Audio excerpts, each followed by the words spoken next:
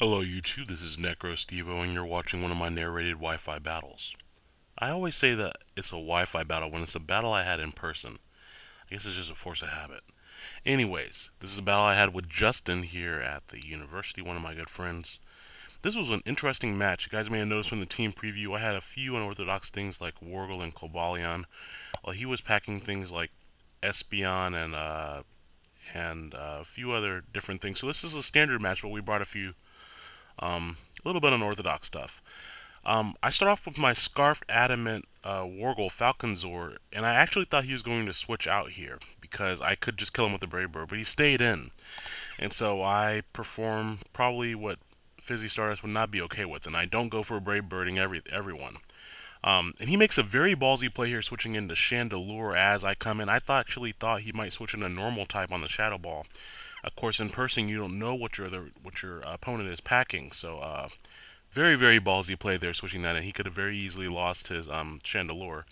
I bring in my own Espeon to set up the light screen, knowing that I can take a Shadow Ball with the light screen up and break his sub with Psychic if I really, really need to. Um, and that is really what I need to do because he is Life Orbed. So those Shadow Balls are going to be hurting, and unfortunately my Espeon is going to go down here, but at least it's going down without him having that substitute up. So that's very important. So he takes an early 5-6 lead on me, but I go back out into my Scarf Falcon Zord, knowing that he knows that I know that he's Scarfed. Now is going to be a good time to Brave Bird everyone that he has yet again. I really should have done that in the first place, and here you see how little damage his Slowbro takes with the Reflect Up. And actually, that I probably would have been able to KO the Chandelure even with the Reflect Up. But no sense in risking it. He made a good play in switching out there. I go out into Ferrothorn hoping to avoid the burn, but definitely not wanting my Wargle burned. Wow, Wargle. My Braviary burned. But unfortunately, he does get the burn on my Ferrothorn, and it doesn't really matter that he missed the Fire Blast because the light screen was up and I was going to live it anyway. I think at least. But I am taking a lot of extra burn damage here, and that did allow his Reflect to wear off. So now, expecting him to go for Fire Blast or something else, maybe Psychic, I went out into Chandelure. He actually switched up his moves and went for Scald again, maybe trying to catch something else and burn something else. But that's fine. With my light screen up, I don't really care about his Slowbro, and this is a choice spec Chandelure. And Kitan has that fighting spirit that Gurren Lagann imbues one with, that spiral energy, so he's able to just wipe out that Slowbro. Now here he didn't really know if I was Spect or Scarfed, and I didn't want to switch out for fear of him rock polishing up and sweeping my team, or getting up a sub or something weird like that. So I just stayed in. A choice Peg Shadow Ball would have done a good amount of damage against him. Here I kind of questioned him going for Swords Dance. I don't really know what he expected me to go for, maybe to overpredict, but with something that threatening on the field, typically my rule of thumb is to never overpredict. If I'm really threatened by what's there, and if I know my opponent understands that I think that way, then I will do something random. But typically, I don't overpredict if there's a threat. Now here I knew he was going to Will-O-Wisp me, and I was carrying Lumberry, so I didn't give a darn. I didn't give two darns. I did give three, but he didn't need to know that. So I just took him out with the no guard Stone Edge. And here I was praying that I would take out the stupid Espeon with the Bullet Punch, but no. It lives with what NBZ would call a smidgen of HP. And it completely decimates my HP with Psychic, which sucks, because now my Machamp is really not able to get some utility on the rest of his team.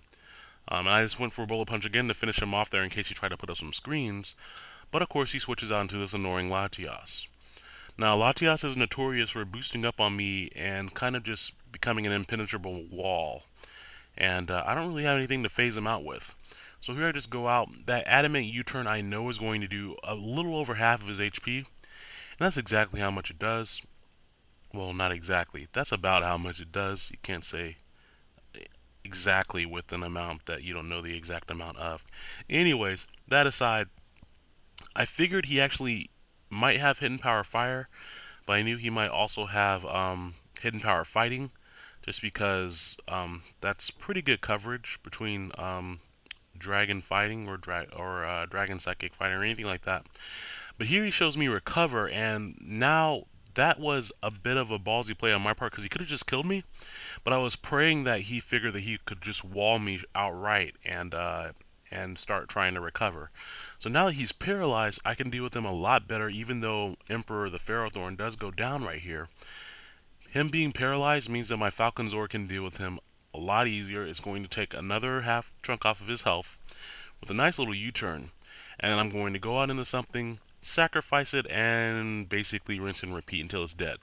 Now, he didn't know that I had Cobalion with me. I was carrying 2 steel types on this team. He gets paralyzed, but he probably would have gone for Dragon Pulse right there. No big deal. And I would not have taken very much from it. Now, here I was going for some Paraflinch chance, and I don't quite get it. But fortunately for me, I'm running a pretty bulky Cobalion. And that's probably why I didn't do more damage with the Iron Head, because I'm running Swords Dance with a lot of HP, a bit of defense, and a bit of special defense. So between all that, it allowed me to take that hit and power fire, even though he was +1 stab. Not stabbed, he was just +1. He tried to stab me with the hidden power fire. There's no making up for that, Steven. Stop trying. And here I was hoping maybe I could live the Psychic, but I didn't know what his investment was, if he had any or not. And it's funny, because if I had just Brave Bird that thing from the start, I wouldn't have to deal with it now, but now is the time to Brave Bird. And unfortunately, Falcon Zord is my last Pokemon, and he has left Lucario, which is... I really was not expecting to take that out with the Brave Bird, and he was just going to go for close combat and then extreme speed. But miraculously, Falcon Zord takes it out. So, I guess that's that nostalgic power of Power Rangers. Anyways, though, Justin, I did enjoy that match. That was right down to the wire there. But it was a good match overall, I think. A few little miniature announcements for you guys. First of all, I posted a video a few days ago of me kind of going through my training process for how I get Pokemon to level 100 so quickly. And that video has a ton of views on it. It almost has as many views as like my 200 sub special, which I thought was interesting. If you all would like to leave in the comments some other types of videos like that you would like to see, I'd be happy to do them for you. I know a lot of you guys don't necessarily breed, but some of you are interested in just the process, or I had a few requests for EV training videos or that type of thing. So if that's something you're interested in, I'll be happy to do it if you all just let me know what you want. This upcoming weekend is PixelCon Live and PixelCon here at the University of Alabama in Tuscaloosa. And not only will I be running several Pokemon panels at the PixelCon convention, I will also be helping run the Gym Leader Challenge and running some of the tournaments throughout the day.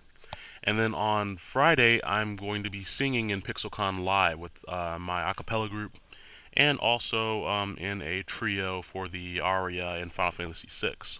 So expect to, at the very least, hear some of that footage. I would really, really like to get some of that footage to put up for you guys,